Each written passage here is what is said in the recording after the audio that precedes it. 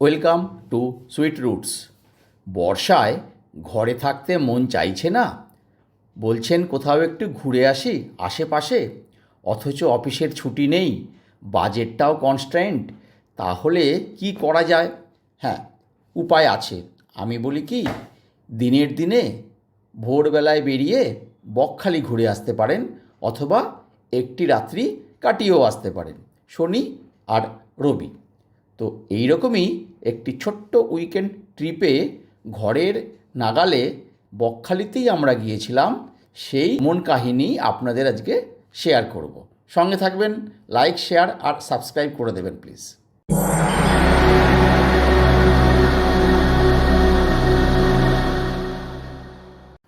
কলকাতা থেকে বকখালির ডিস্টেন্স 125 কিলোমিটার্সের মতো।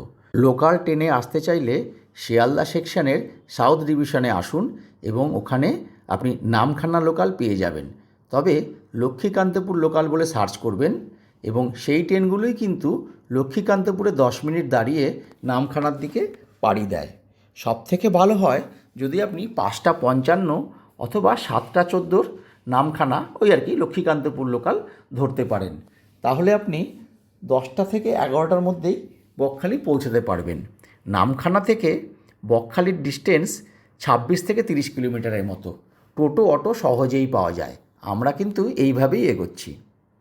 আমরা শিয়ালদা থেকে 5:55 যে লক্ষ্মীকান্তপুর লোকালটি আছে সেটি ধরেছিলাম যাদবপুর স্টেশন থেকে এবং খুব তাড়াতাড়ি 9টার মধ্যে পৌঁছে গিয়েছিলাম বকখালি। লোকাল ট্রেনের ভাড়া আমাদের পড়েছিল 25 টাকা করে।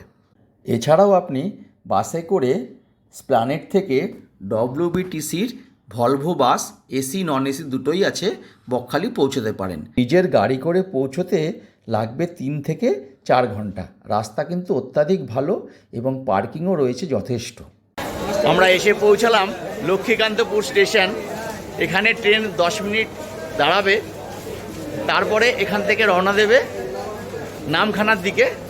ওটা সিঙ্গেল লাইন।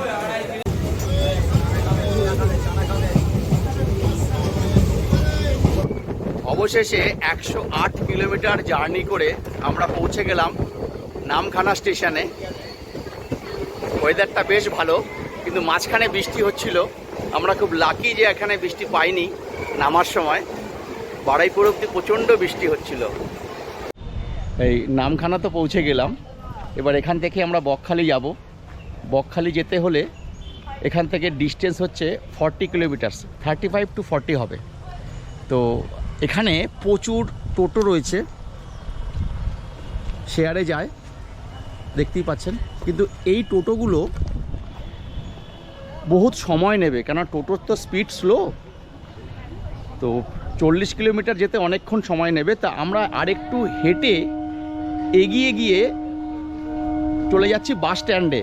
মানে বড় রাস্তা, একদম 2 মিনিটের রাস্তা। ওই অবধি গিয়ে ওখান থেকে শেয়ারে অটো নেব, অটোতে তাড়াতাড়ি পৌঁছে যাব। এই যে নামখানা স্টেশন, এই ঘুরেই ওই সামনেই হলো NH-12। ওখান থেকে অনেক টোটো পাওয়া যাবে। আর এখানে খাবার হোটেল রয়েছে। আর এমনি আপনার বকখালি যেতে শেয়ারে নেয় 60 টাকা, কেউ কেউ 50 টাকাও নেয়। এই হলো বকখালির অটোগুলো। শেয়ারে 40 টাকা করে বলছে এখান থেকে। তবে আমি বলছিলাম ঠিকই যে টোটো করে গেলে দেরি হবে। তো দাদা বললেন যে বেশিক্ষণ লাগবে না, 10 মিনিটের মতো বেশি লাগবে, কিন্তু আমি আরামে যেতে পারবো ফাঁকায় ফাঁকায় এবং ফটো তুলতে তুলতে। এই জন্য বাধ্য হয়ে আমি টোটোই নিয়ে নিয়েছি। শেয়ারেই যাচ্ছি, 50 টাকা নেবে বলছে। বেশ। এই হাতানিয়া দোয়ানিয়া ব্রিজ, নদীটির নাম হাতানিয়া দোয়ানিয়া। আগে এখানে ব্রিজটি ছিল না, তো তখন নৌকো করে পার হতে হতো বকখালি যেতে হলে।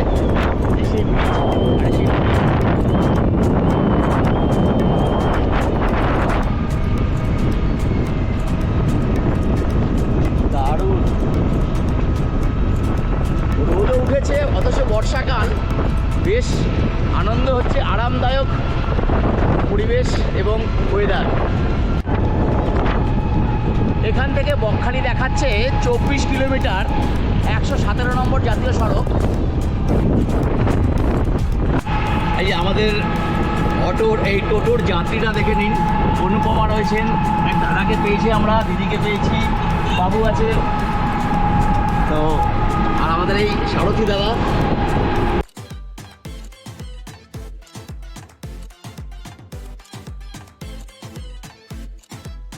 এই হলো বাস স্ট্যান্ড বকখালির। ধর্মতলা থেকে আসলে আপনারা এখানেই নামবেন, টোটো আমাদের এখানে নামিয়ে দিল। এই দিকে হলো সমুদ্র সৈকত, আর এই দিকে হলো কলকাতা বা বকখালি, কলকাতা বা নামখানা। মাত্র 200-300 মিটার বা 400 মিটার গেলেই আমি সমুদ্র সৈকত পেয়ে যাব। যাই, এগিয়ে চলি। এটি হলো বালুতট, ওয়েস্ট বেঙ্গল ট্যুরিজম প্রপার্টি। সব থেকে কাছে সমুদ্র সৈকত এরই পাশে রয়েছে, মানে এর পরে আর কোনো হোটেল বা থাকার জায়গা নেই। তো আমরা এখানেই বুক করেছি, পরে আসবো। আগে আমরা সমুদ্র সৈকতটা দেখে আসি, আর একটু 100 মিটার 150 মিটার গেলেই সমুদ্র সৈকত। একদম বকখালির প্রান্তিক জায়গা, মানে সমুদ্র সৈকতে চলে এসেছি।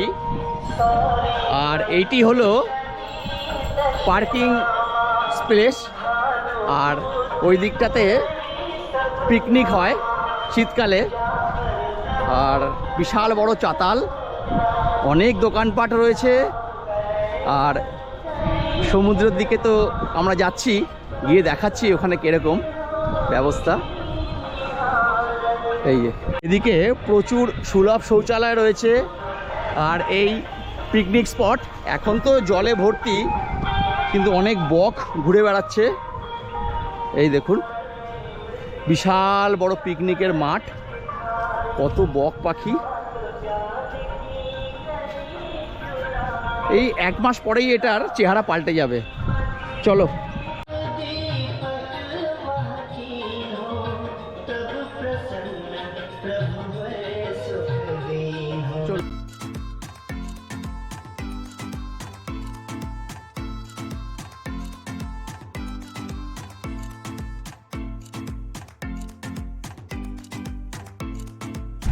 এইখানে ওই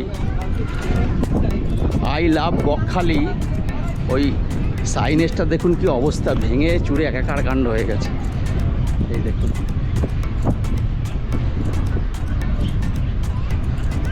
আর পরপর সব দোকান। এই যে অনু আসছে। বকখালিতে একটা ইউনিক জিনিস হলো, কিছুটা জল, তারপরে আবার চড়া, তারপরে আবার সমুদ্র। তো এখন মনে হয় জোয়ার চলছে, জলটা অনেকটাই এগিয়ে এসেছে। যাই,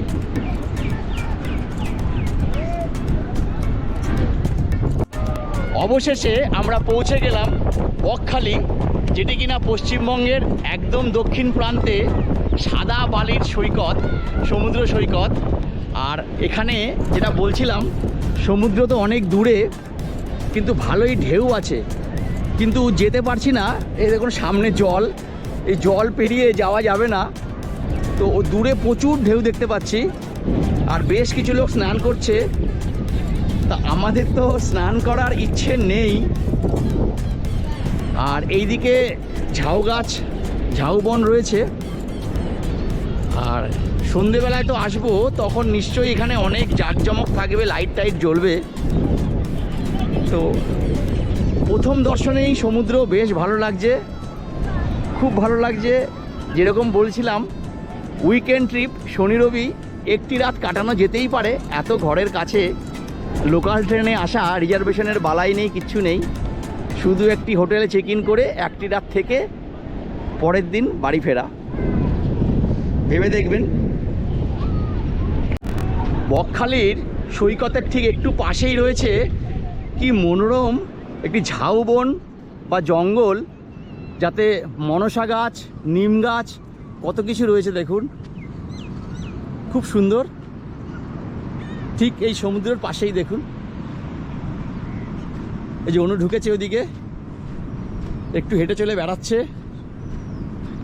সাদা বালি, দারুণ লাগছে দেখুন, বাহ।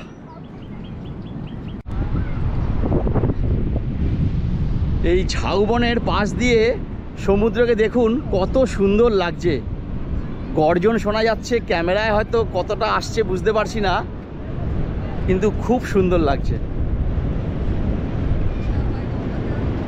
একটু এগিয়ে যাই,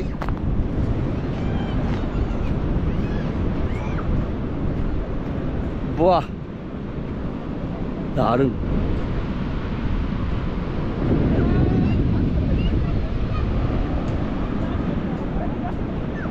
এখন জোয়ার চলছে আর এখানে পুলিশ থেকে বারবার অ্যানাউন্স করছে যে আপনারা জলে নামবেন না, জোয়ার আসছে, এই জন্য ঢেউগুলো বেশ বড় বড় উঁচু উঁচু।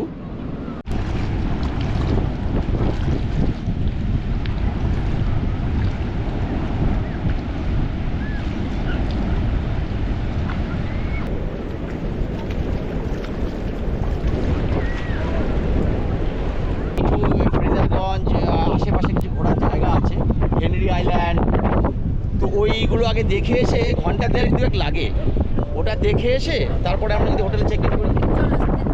এখন আবহাওয়াটা খুব ভালো আছে। হ্যাঁ, আর পরে বৃষ্টি এসে যাবে। চলো। এই বিচ মার্কেটে কিন্তু প্রচুর খাবারের দোকান আছে, আপনারা ব্রেকফাস্ট করে নিতে পারেন। এখানে পেটাই পরোটা, ডিম টোস্ট, ঘুগনি ইত্যাদি বিক্রি হচ্ছে। তো এখানে আমরা ব্রেকফাস্ট করে নিয়েছি। যেমনটি বলছিলাম, এখানে তো হোটেল চেক ইন এখন টাইম আছে, 12টার আগে হবে না, তো এখন 11টা সাড়ে 11টা বাজে। তো আমরা সাইট সিইংটা করে নিই, 4-5টি জায়গা আছে এখানে দেখার দ্রষ্টব্য স্থান। তো আমরা একটা টোটোর সাথে কথা বললাম, এই দাদা রয়েছেন। দাদা কি নাম আপনার? আমার নাম সরোজ কুমার আড়ি। সরোজ কুমার আড়ি, বাহ। তো আপনি নাম্বারটা একটু বলুন। আমার মোবাইল নাম্বার হচ্ছে 8609236229। আমরা লোকাল স্পটগুলো ঘোরাই, সাইট সিনগুলো আপনারা আসলে পেয়ে যাবেন। তো দাদা আমাদের ঘোরাচ্ছে। দেখুন, এই হেনরি আইল্যান্ড আমরা প্রথমে যাচ্ছি। সেই আইল্যান্ডে যাওয়ার জন্য যে রাস্তাটিকে আমরা বেছে নিয়েছি, দেখুন কি সুন্দর, ছাওয়ায় ঘেরা, দুপাশে সবুজ জঙ্গল, আর টোটো দাদা এখান থেকে নিয়ে যাচ্ছেন। এই আমরা ঢুকছি ওয়েস্ট বেঙ্গল গভর্নমেন্টের হেনরিজ আইল্যান্ড মৎস্য প্রকল্প। তো এই আইল্যান্ডে থাকার ব্যবস্থাও আছে, আর এখানে একটি সুন্দর সি বিচ আছে, যেটা দেখার জন্যই আসা। আচ্ছা, হেনরি আইল্যান্ডে ঢুকতে গেলে টিকিট করতে হয়, পার হেড 10 টাকা করে, আর গাড়ির জন্য আরও 10 টাকা পার্কিংয়ের জন্য। তাই অনু করছে টিকিট, এরপরে আমরা ঢুকবো।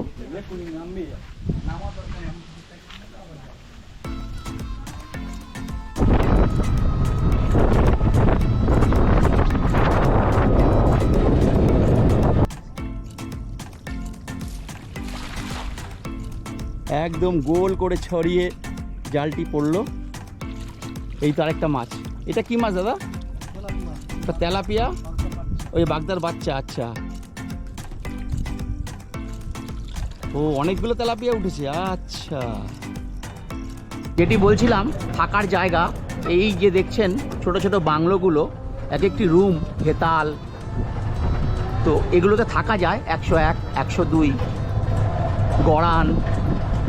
এটি একটি ওয়াচ টাওয়ার, একদম উপর থেকে দেখাচ্ছি, কি সুন্দর লাগছে দেখুন। এই যে ম্যানগ্রোভ, আর ওইখানে দেখুন সমুদ্র দেখা যাচ্ছে, বিচ, ওখানেও আমরা যাব। আমরা এখন প্রবেশ করছি কিরণ সি বিচে, হেনরি আইল্যান্ডের মধ্যেই যেটা আছে। আর এই সেই হেনরি আইল্যান্ডের কাঠের পুল, একটি ইউনিক স্থান। সবাই আর ফটো তোলেন, আমরাও তুলছি। আর খুব পলকা ব্রিজ হওয়ায় এখানে একজন দুজনের বেশি পারাপার করতে দেওয়া হয় না একসঙ্গে। দেখো কীরকম ঢেউ, দেখো এখন জোয়ার চলছে তো, আর দেখো জঙ্গলটা দেখো কেমন লাগছে তোমার? দারুণ। হ্যাঁ, দারুণ দারুণ লাগছে না? শান্তি। আচ্ছা, কি সুন্দর দেখ।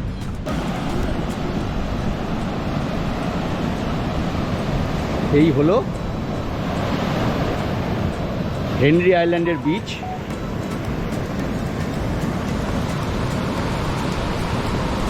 দারুণ দারুণ। দীঘা পুরী ফেল, লোকে বকখালিকে অতটা পাত্তা দেয় না, কিন্তু বকখালির ঢেউ দেখলে সত্যি মাথা ঘুরে যাবে। ও মাই গুডনেস, বিউটিফুল বিউটিফুল, দারুণ লাগছে। কি কেমন ভালো লাগছে? আপনাদের কেমন লাগছে? ভালো লাগছে না? তা আমাদের প্রথম স্পট হেনরি আইল্যান্ড তো হয়ে গেল। দাদা কোথায় নিয়ে যাবেন নেক্সট? নেক্সট স্পট আমরা যাব বেনফিস মৎস্য বন্দরে, যেখানে মাছ দেখা যায় এবং সামুদ্রিক যে মাছ ধরতে যাওয়ার ট্রলারগুলো দেখা যায়, ভালো লাগবে।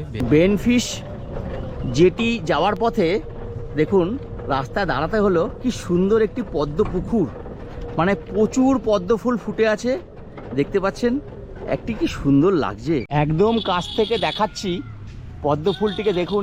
এইখানে বেনফিশ জেটিতে ঢুকতে গেলে এখানে টিকিট করতে হবে, এন্ট্রি ফি জনপ্রতি 10 টাকা। উনি বলে দিচ্ছেন আমাদেরকে, বলুন। এটা হচ্ছে বেনফিস মৎস্য দপ্তর সরকারি প্রজেক্ট। এই মৎস্য দপ্তরে আসার জন্য আপনাদেরকে জানাই স্বাগতম। এই মৎস্য দপ্তরে ঢুকতে গেলে আপনি যে গাড়িটা নিয়ে এসছেন টোটোকার, ওনার হচ্ছে পার্কিং ফি লাগে 10 টাকা, আর জনপ্রতি প্রত্যেকের লাগে এন্ট্রি ফি 10 টাকা করে, মোট 30 টাকা আপনাদের এন্ট্রি ফি লাগে। এই মৎস্য দপ্তরের ভেতরে দেখতে পাবেন যে বঙ্গোপসাগর থেকে একটা খাড়ি এসেছে ভেতরে, এডওয়ার্ড ক্রিক। এই এডওয়ার্ড ক্রিকের উপরে ভাসমান জেটি করা আছে। মৎস্যজীবীরা বঙ্গোপসাগর থেকে লবণাক্ত মাছ ধরে নিয়ে এসে ওই জেটিতে তোলে। সেখান থেকে মাছটা ডায়মন্ড, শিয়ালদা, পাতিপুকুরে গাড়ি হয়ে যায়। এখান থেকে লঞ্চের পরিষেবা আছে, জম্বু, সাগর, মৌসুমী, ভাগবতপুর আপনাদের পরিষেবা দিতে পারে। আচ্ছা আচ্ছা, ধন্যবাদ আপনাকে, খুব সুন্দর করে বুঝিয়ে বললেন দাদা।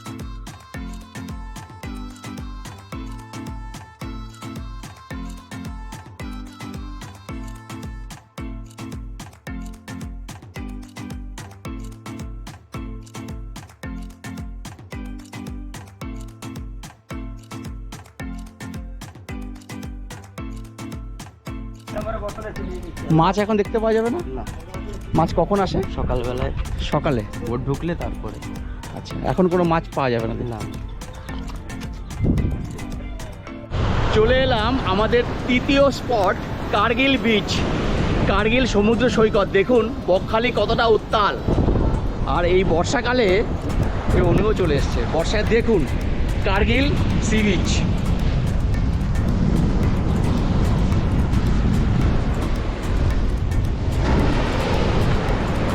দারুণ করে বাঁধানো, খুব সুন্দর করে ঢেউগুলো দেখুন কি বড় বড় আসছে।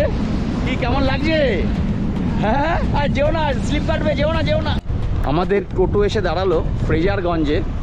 ফ্রেজারগঞ্জে ঢোকার মুখেই ব্রহ্মা বিষ্ণু মহেশ্বরের একটি সুন্দর মন্দির রয়েছে। জানি না মন্দিরটি দেখা যাবে কি না, দেখে আসি, দর্শন করে আসি।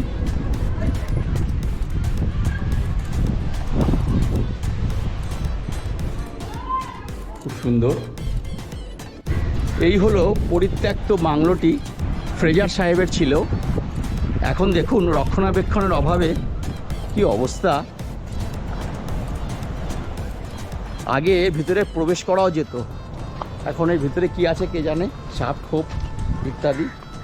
ওই যে আমাদের টোটো দাঁড়িয়ে আছে, মন্দির, ফ্রেজার সাহেবের বাংলো, তারপরে বাঁধ দিয়ে সমুদ্রকে আটকে রাখা হয়েছে। তারপরে দেখুন ফ্রেজারগঞ্জ সমুদ্র সৈকত, কি সুন্দর লাগছে দেখুন, বিউটিফুল। আর প্রচুর হাওয়া দিচ্ছে, প্রচণ্ড হাওয়া দিচ্ছে, ঠান্ডা হাওয়া। আর জোয়ার চলছে বলে জল এতটা উঠে এসেছে। আর এখানে দেখুন কত উইন্ড মিল। যদিও উনি বলছিলেন টোটো ড্রাইভার দাদা যে এই উইন্ড মিলগুলো কিন্তু এখন আর কাজ করে না, এসব পরিত্যক্ত বলতে পারেন।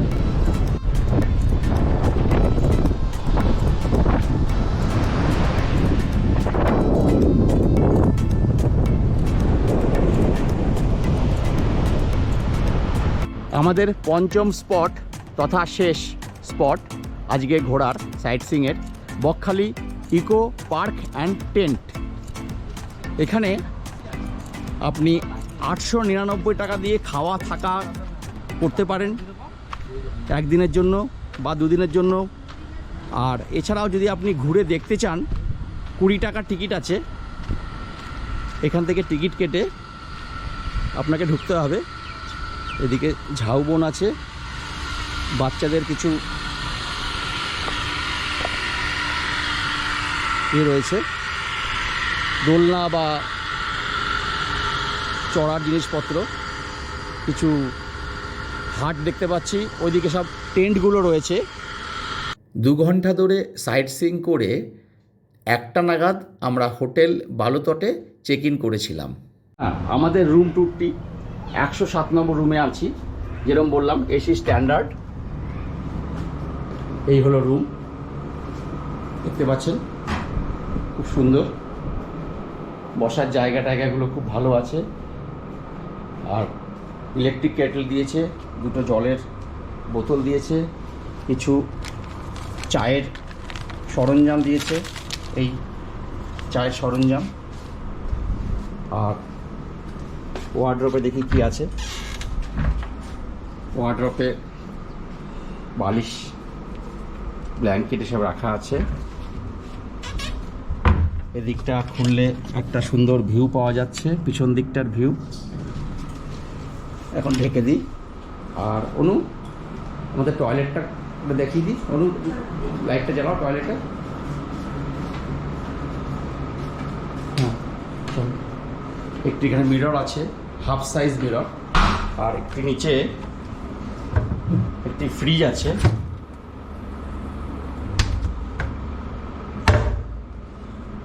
আর এই টয়লেট, এখানে আলাদা শাওয়ার এরিয়া রয়েছে, মিরর টেরর সব কিছুই রয়েছে, এক্সস্ট আর কোমোড ঠিকই আছে। এই রুমটা এসি স্ট্যান্ডার্ড, আমাদের ভাড়া পড়লো 3400 প্লাস ট্যাক্স জিএসটি। অনলাইনে বুকিং করে আসতে হবে, এই হলো ব্যাপার। আর এখানে মেনু কার্ড দিয়েছে। আরেকটি কথা যেটা দেখানো হয়নি, অনু একটু দেখাবে, আমাদের একটি বেঙ্গল ট্যুরিজম থেকে একটি কিট দিয়েছে, যেটাতে কিনা কী কী আছে, টয়লেটারিজগুলো রয়েছে, সাবান, শ্যাম্পু, টুথপেস্ট এবং ব্রাশ, এবং আচ্ছা শেভিং কিটও আছে, ব্রাশও আছে। বেশ, ওভারঅল খুব সুন্দর, খুব ভালো। খাটটি কিন্তু ছোট, দুজনের জন্যই হবে, একটি বাচ্চা খুব বেশি হলে ভালো লাগছে, বেশ খুব সুন্দর। তো এই হলো রুম। এবার ডাইনিং রুমটা দেখাবো, যেখানে আমরা খাবার খেতে যাব দুপুরবেলা। আর এর সঙ্গে কিন্তু কমপ্লিমেন্টারি ব্রেকফাস্ট রয়েছে দুজনের। এই হলো বালুতট ট্যুরিজম প্রপার্টির রেস্টুরেন্ট। আমাদের খাবার চলে এসেছে, আমরা এগ রাইস নিয়েছি। এই নাও, শুরু করো। খাবার কিন্তু বেশ ভালো, সুস্বাদু এবং ঘরোয়া রান্না। কি ডিমের ঝোলটা খুব ভালো হয়েছে, আমি আগে ডিমের ঝোলে শুরু করেছি। আচ্ছা আচ্ছা।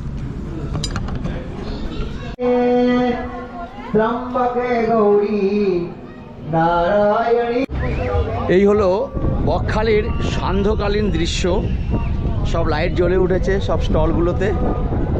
এই প্রথম স্টলটি হলো আমুলের, পুরো লাইন ধরে সব আমুল আইসক্রিম দেখাচ্ছে। এরপরে রয়েছে ভেলপুরি, পাপড়ি চাট, ভেলপুরি ইত্যাদি। তারপরে রয়েছে ফুচকা, সব পরপর পরপর ফুচকার দোকান। এরপরে ভুট্টা, একদম সুন্দর করে সাজানো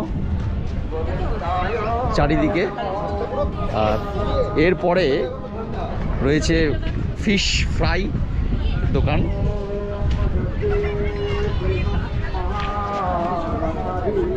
প্লেট না পিস? কত দাম বলছে?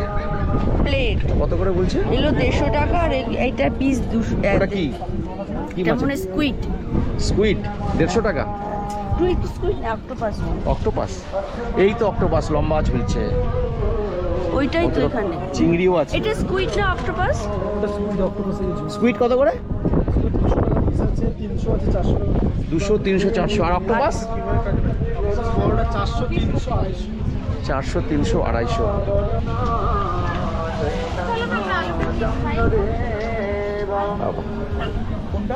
প্রচুর রকমের মাছ। বাবা, এটা লবস্টার রয়েছে এখানে।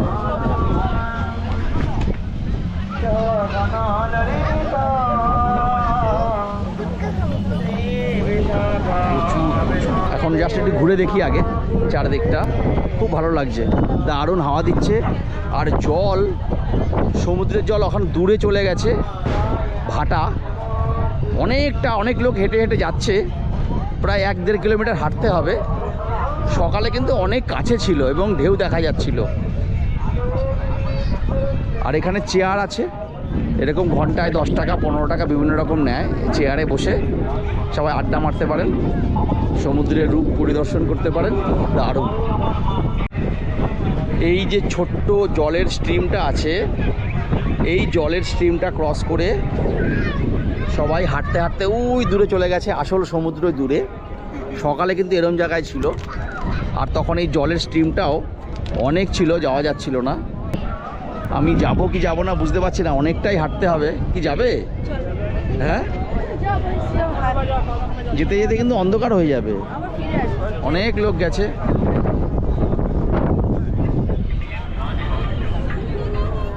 এই যে আরেকজন হাঁটা দিয়েছে, ওই জুতো খুলে।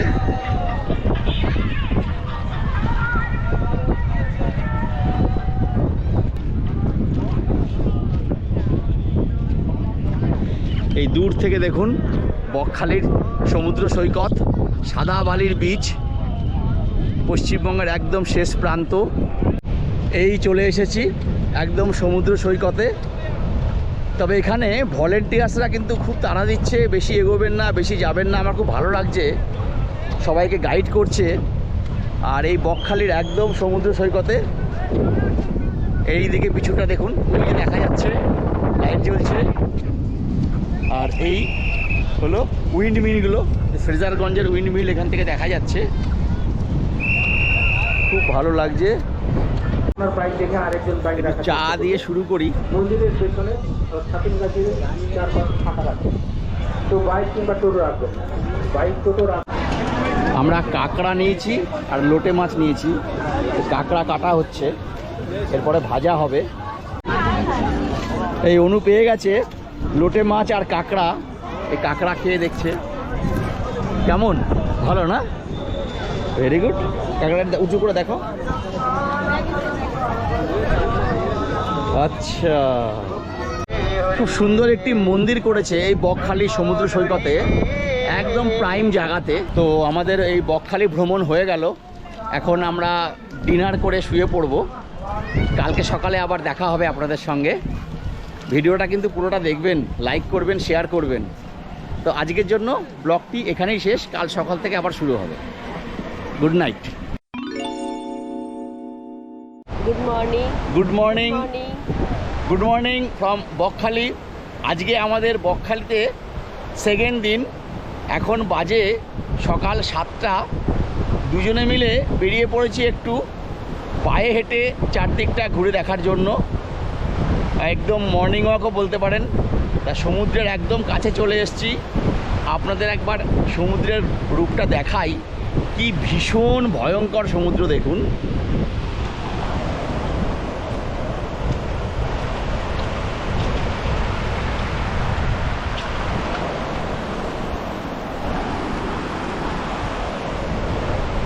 বিভৎস বিভৎস। ইয়া বকখালি জিন্দাবাদ।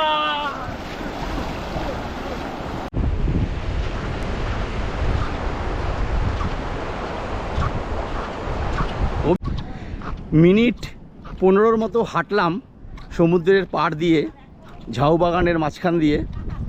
তো আলটিমেটলি খুঁজে পেয়েছি বনবিবির মন্দির। কি সুন্দর পরিবেশ দেখুন। আর ওই যে মন্দিরের চূড়াটা দেখা যাচ্ছে, এই হলো গিয়ে বনবিবির মন্দির। একটু অন্ধকার, এত সকালে খোলেনি এখনো এই মূর্তি। আমাদের বনবিবির মন্দির এবং সকালের বকখালির সমুদ্র দর্শন দুটোই হয়ে গেল একদম মর্নিং ওয়াকের আছিলায়। এবার আমরা হোটেলে ফিরে যাচ্ছি। হোটেলে ফিরে গিয়ে আমরা একটু ব্রেকফাস্ট করব। ব্রেকফাস্ট করে চেক আউট করে বাড়ির দিকে রওনা দেব।